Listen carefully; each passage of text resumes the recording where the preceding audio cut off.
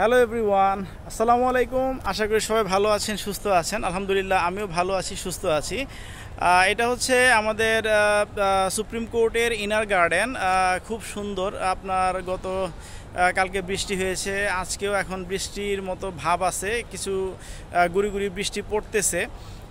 তো ঘাস টাসগুলো এমন সুন্দর পরিষ্কার হয়ে আছে, দেখে খুবই ভালো লাগতেছে। মানে একদম মনে হচ্ছে যে ন্যাচারাল কার্পেট। হ্যাঁ, যদি আপনারা একটু দেখেন, এই হচ্ছে আমাদের ইনার গার্ডেন। মাশাআল্লাহ, খুব সুন্দর। তো আসলে ইনার গার্ডেনে এসে ভিডিওটা করতেছি। আজকে আলাপ করব হচ্ছে যে আমাদের বিজ্ঞ আইনজীবী যারা হচ্ছে বার কাউন্সিলে হচ্ছে এনরোলমেন্ট নেওয়ার পরে ওনারা কোথায় প্র্যাকটিস করবেন, মানে কোন ডিস্ট্রিক্ট বারে প্র্যাকটিস করবেন। সম্ভবত এটা নিয়েও অনেক কনফিউশনে ভোগেন অনেকে। হ্যাঁ, বিষয়টা হচ্ছে এরকম যে আসলে আমরা তো পড়াশোনার খাতিরে ঢাকায় থাকতে হয়, তাই না?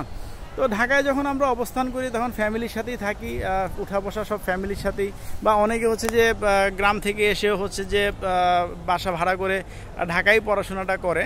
তো পরবর্তীতে ফার্স্ট চয়েস চলে আসে হচ্ছে যে ঢাকা বার অ্যাসোসিয়েশন। হ্যাঁ, তো ঢাকা বার অ্যাসোসিয়েশন চলে আসলে হয় কি যে আপনার ওই ঢাকা আইনজীবী সমিতিতে বর্তমানে প্রায় 30,000-এর উপরে আইনজীবী আছেন।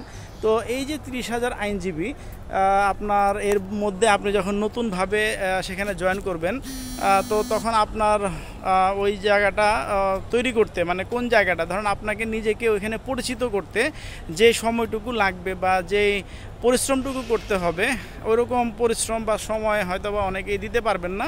তো সেই জন্য সবচাইতে ভালো এবং আমি মনে করি যে বেস্ট অপশন হচ্ছে যার যার নিজের এলাকা। হ্যাঁ, যার যার নিজের এলাকা বলতে আপনার জন্মস্থান, আপনার গ্রামের বাড়ি যে এলাকায় অবস্থিত, সেই ডিস্ট্রিক্ট বার অ্যাসোসিয়েশনে যদি আপনি মেম্বার হন তাহলে আপনার কয়েকটা বেনিফিট আছে। হ্যাঁ, কয়েকটা বেনিফিটের মধ্যে উল্লেখযোগ্য বেনিফিট হচ্ছে যে ডিস্ট্রিক্ট বার অ্যাসোসিয়েশনগুলোতে তুলনামূলক মেম্বারশিপ, মানে মেম্বার কম, এবং হচ্ছে যে সেখানে আপনার নিজেকে পরিচিত করানো বা আপনার নিজেকে সেখানে ফুটিয়ে তোলা খুব একটা মানে কষ্টসাধ্য ব্যাপার হবে না। হ্যাঁ, আপনি যদি মনোযোগ দিয়ে ভালোভাবে প্র্যাকটিস করেন, আপনার সেখানে আপনার এলাকাবাসীও আপনাকে দেখলো যে আপনি লয়ার হিসেবে কাজ করতেছেন এবং আপনার ডিস্ট্রিক্ট বার অ্যাসোসিয়েশনে হচ্ছে যে আপনার সুনামটা তৈরি হইতে থাকলো। কেমন? এবং আপনি যখন হচ্ছে যে সবচেয়ে বড় যে বেনিফিটটা পাবেন, আপনি যখন হচ্ছে যে মহামান্য সুপ্রিম কোর্টের হাইকোর্ট বিভাগে যখন এনরোলমেন্টটা লাভ করবেন, সেই এনরোলমেন্ট পাওয়ার পরে যখন আপনি হাইকোর্টে প্র্যাকটিসের জন্য চলে আসবেন, তখন হচ্ছে যে আপনার সবাই তো আর ডিস্ট্রিক্ট বার অ্যাসোসিয়েশন থেকে আসবে না।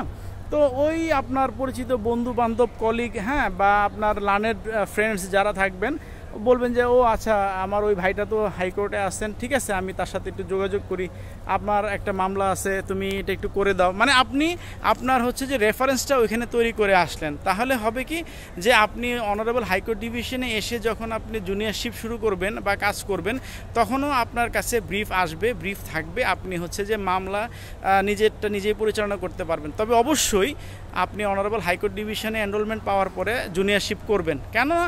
কেননা জুনিয়রশিপ ছাড়া আসলে বিকল্প নাই। এখানে এসে অনেকেই হচ্ছে শুরু থেকেই সিনিয়র হয়ে যায়। আসলে এটা করতে যাবেন না, তাহলে আপনার আইনের অনেক কিছু আপনার অজানা থেকে যাবে। হ্যাঁ, আপনি জানতে গেলে, বুঝতে গেলে, শিখতে গেলে আপনার সিনিয়রের সান্নিধ্যে যেতেই হবে।